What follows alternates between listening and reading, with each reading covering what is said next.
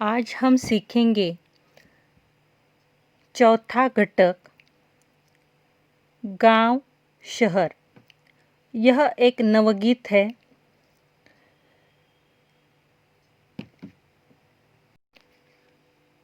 गांव शहर इस नवगीत के कवि हैं प्रदीप शुक्ल। प्रदीप शुक्ल जी का जन्म लखनऊ उत्तर प्रदेश में हुआ था। उनका परिचय हम यहाँ पर आज देखेंगे। कवि प्रदीप शुक्ल जी को हिंदी कविता के प्रति विशेष श्रद्धा है।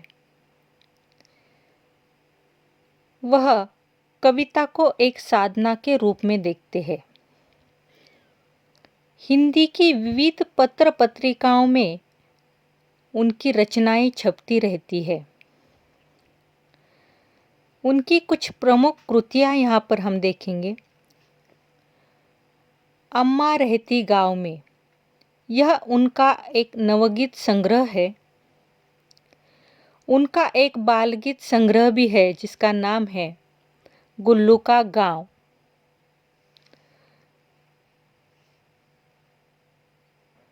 इसी तरह से और भी इनकी कुछ कृतियां हैं।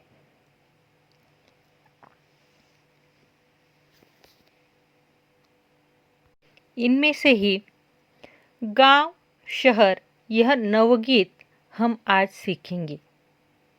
गांव शहर इस नवगीत में कवि प्रदीप शुक्ल जी ने गांव और शहर के दर्द को दर्शाया है।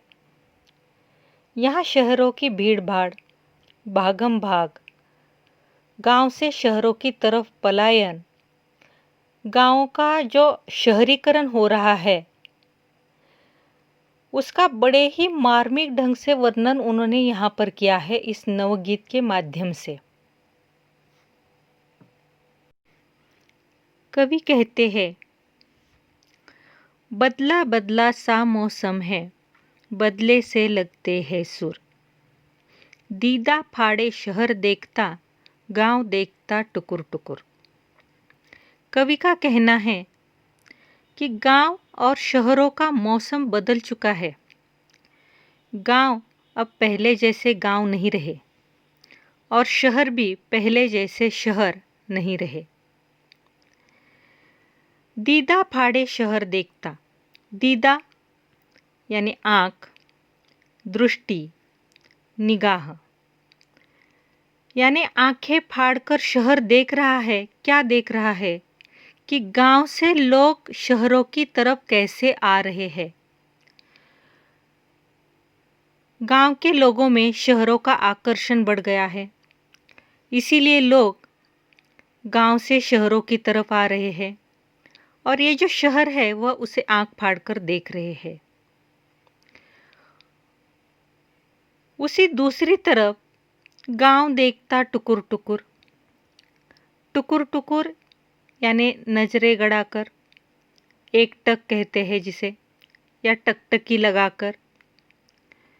अब गांव से लोग चले जा रहे हैं तो ये जाने वाले लोगों को गांव कैसे देखता है?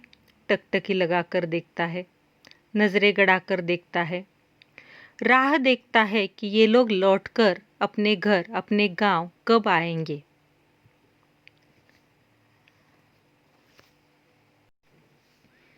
कवि आगे कहते हैं कि तिल रखने की जगह नहीं है, शहर ठसाठस भरे हुए। उधर गांव में पीपल के हैं सारे पत्ते झरे हुए।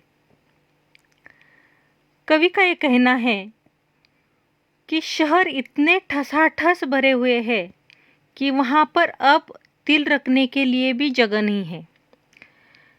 जैसे हम चित्र में देख सकते हैं कि शहर का वातावरण कैसे है।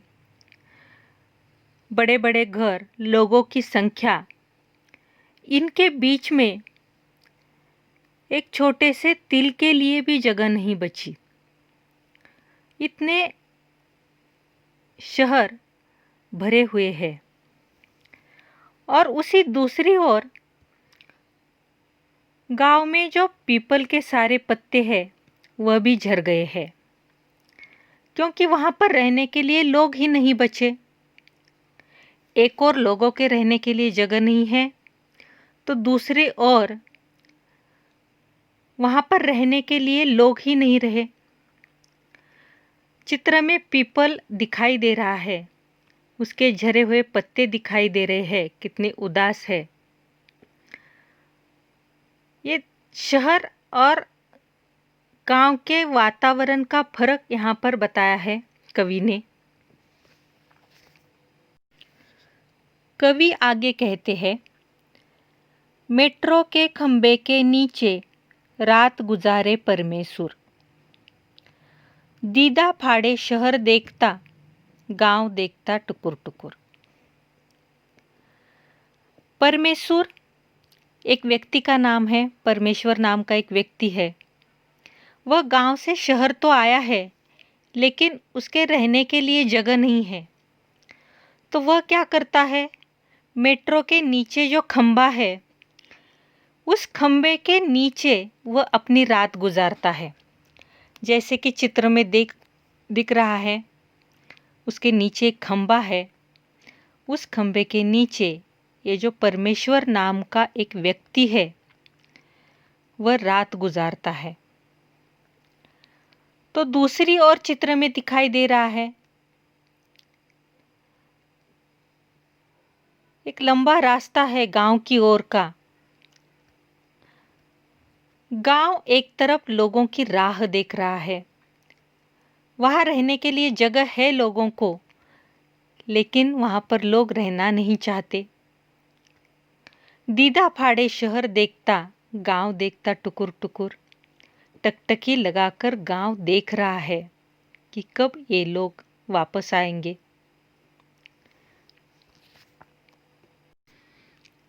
कवि आगे कहते हैं, इधर शहर में सारा आलम आँख खुली बस दौड़ रहा, वहां रेडियो पर स्टेशन रामदीन है जोह रहा, उनकी बात सुनी है जब से दिल करता है धुकुर पुकुर।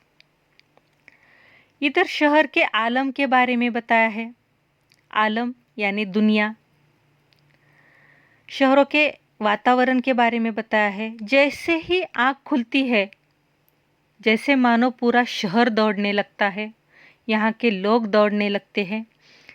जैसे कि हम चित्र में देख सकते हैं, सुबह का वातावरण,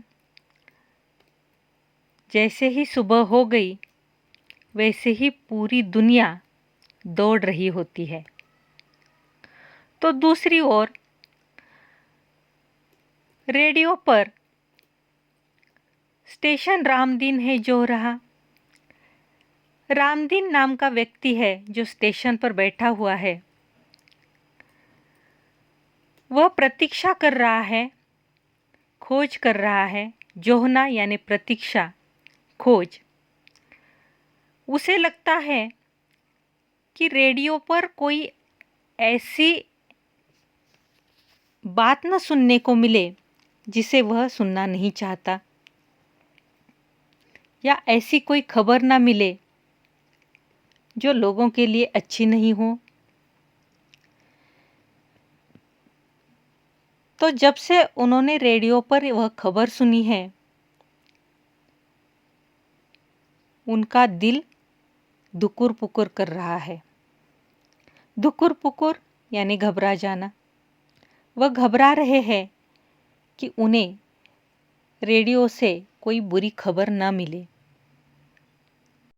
कवि आगे कहते हैं, सुरसतिया के दोनों लड़के सूरत गए कमाने, गेहूं के खेतों में लेकिन गिल्ली लगी घमाने।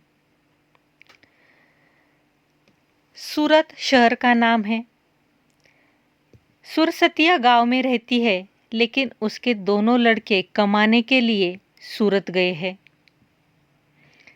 अब उसके खेत में खेती करने वाला कोई नहीं बचा, क्योंकि उसके दोनों लड़के कमाने के लिए सूरत गए हैं, शहर गए हैं।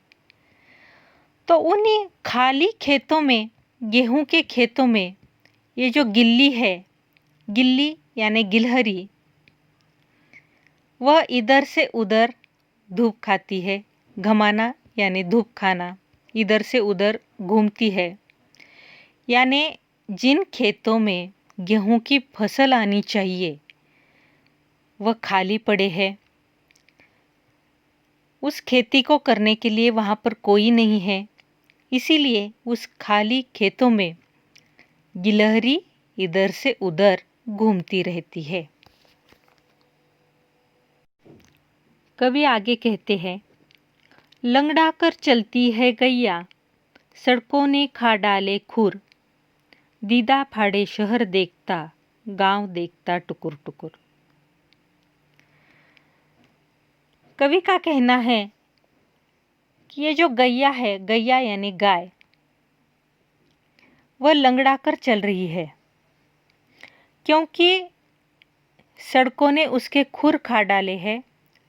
गैया के जो नाखून होते हैं वह खा डाले हैं, यानी झड़ने लगे हैं उसके नाखून अब सड़कों पे चलते चलते। क्योंकि गांव का वातावरण भी कुछ ऐसा बन गया है कि गांव में भी अब पक्की सड़कें बनने लगी हैं। जिस ज़मीन पर गैया को चलना चाहिए, जहाँ पर उसके खुर मजबूत रहेंगे, ऐसा वातावरण तो वहाँ का नहीं रहा। तो ऐसी पक्की सड़कों पर चलकर ये जो गैया है उसके खुर नष्ट हो रहे हैं। चित्र में हम देख सकते हैं कि पक्की सड़कों पर गैया कैसे चल रही है। तो उसके खुर नष्ट होने के कारण, झड़ने के कारण गैया अब लंगड़ा कर चलने लगी है। दीदा फाड़े शहर देखता, गांव देखता टुकुर टुकुर। ये आँख उठाकर, आँख फाड़कर शहर देख रहा है, तो दूसरी ओर गांव टकटकी लगाकर, नजरें गड़ाकर देख रहा है। इस कविता के माध्यम से कवि यही समझाना चाहते हैं, गांव और शहरों में कितना बदलाव आया है। गांव के सारे लोग शहरों की तरफ आ रहे हैं, तो दूसरी ओर गांव खाली पड़े हैं।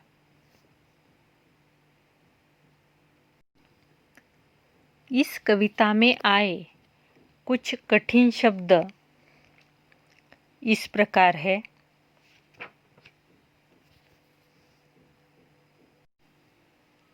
स्वाध्याय,